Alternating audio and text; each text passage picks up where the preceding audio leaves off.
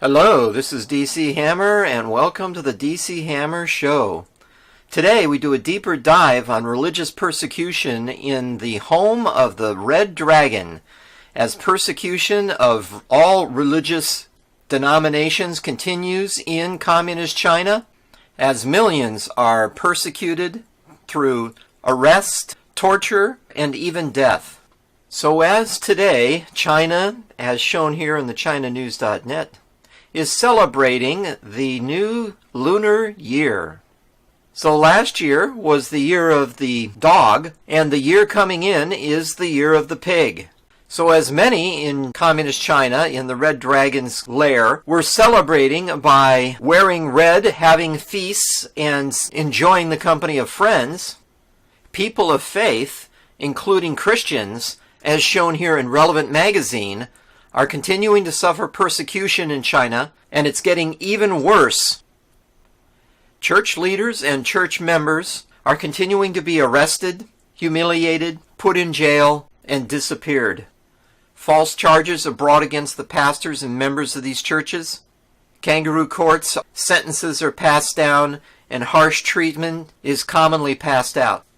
And it's no wonder that this increase in violence and persecution of the Christian church among other churches in China is taking place as Xi Jinping has continued to take measures in order to coalesce all power around himself as an individual, making himself in essence the god that they are to worship in the home of the Red Dragon, in essence making himself the emperor of China, and not only promoting but requiring emperor worship.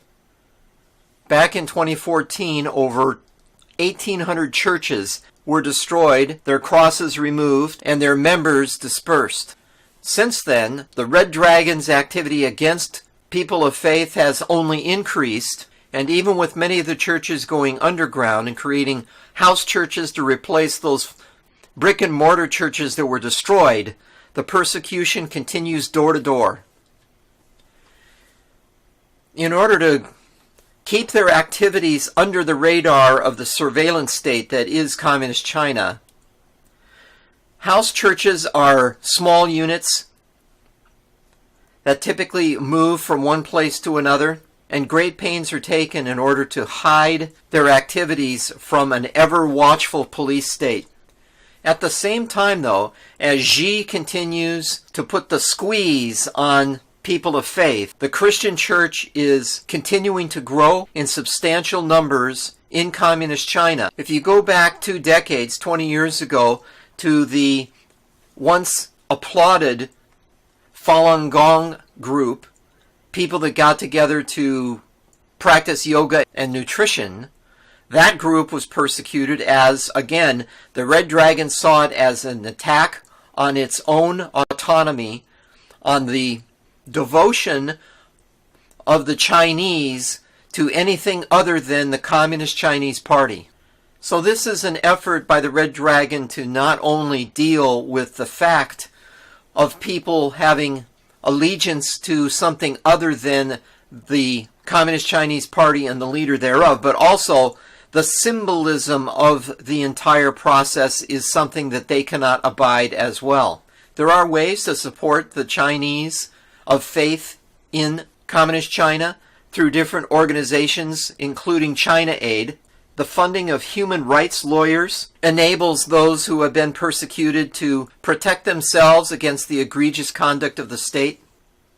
And in the United States, one of the primary methods in order to demonstrate support of the Chinese people of faith is to reach out to congressmen and senators in the United States, albeit minions of the communist state like Dinosaur Dianne Feinstein are deaf to the cries of the faithful in China and take great pains to overlook the human rights abuses that are taking place. But pictures speak 1,000 words. As China Uncensored brings to our attention, the recent crackdown on people of faith in China is not new. It goes back 50 years to the Cultural Revolution. A systematic campaign in the 60s and 70s where they wiped out religion and traditional culture. They destroyed China's priceless cultural and spiritual heritage and even tortured Buddhist monks. The Communist Party subsequently emerged in Europe, bringing with it great catastrophe for the people of the continent. Over half a century, this specter evolved into the Chinese Communist Party, which seized control of the entirety of mainland China. It began to wreak havoc, inflicting terrible adversity upon the people.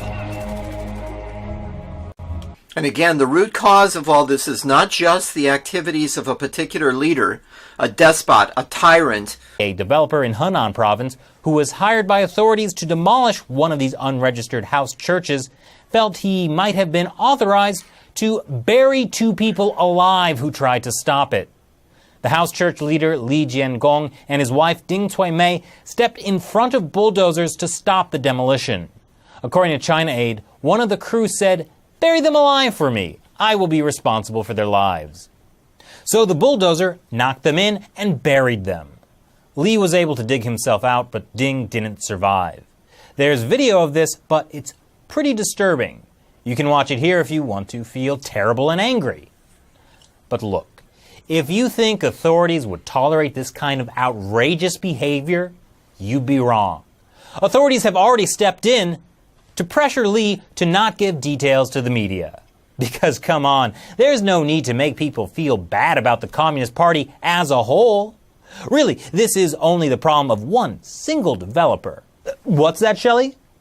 It's happened before. Wow, I would have thought killing people with bulldozers would have been a one-off thing.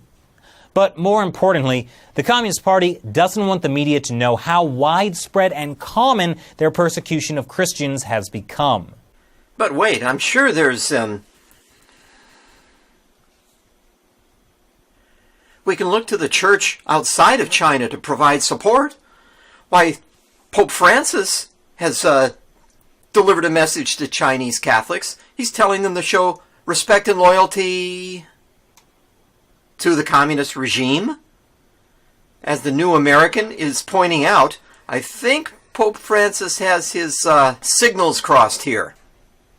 Yes, the Bible tells us to respect leaders, but loyalty is to Christ. So here once again, Pope Francis is half right. The respect side of things, yes, we're supposed to respect authority. The loyalty side of things, no, sorry, Pope Francis, you need to reread 1 John's, Romans, Hosea, Mark, and a few other places in the Bible, because our loyalty is to be to Christ, not to the communist regime. If you want to have a church, it's supposed to be registered with the government, so the atheist Communist Party can appoint the priests and pastors. Religion in China is on the rise. Not for Communist Party members, obviously. They're required to be atheist. But Christianity in particular has seen a massive resurgence. There are estimates that at this very moment, there could be 100 million Christians in China. That's more than there are Communist Party members. So there are rays of sunshine. The Lord has a way of shining light on darkness. Continue to pray for the Christians in Communist China and for the heart of the red dragon to be turned to flesh. So until next time, thank you for watching, and God bless. And now the DC Hammer Show is available as an audio podcast. Just go to Podcast Garden or iTunes and search for DC Hammer or News Network Analysis Associates, NNAA.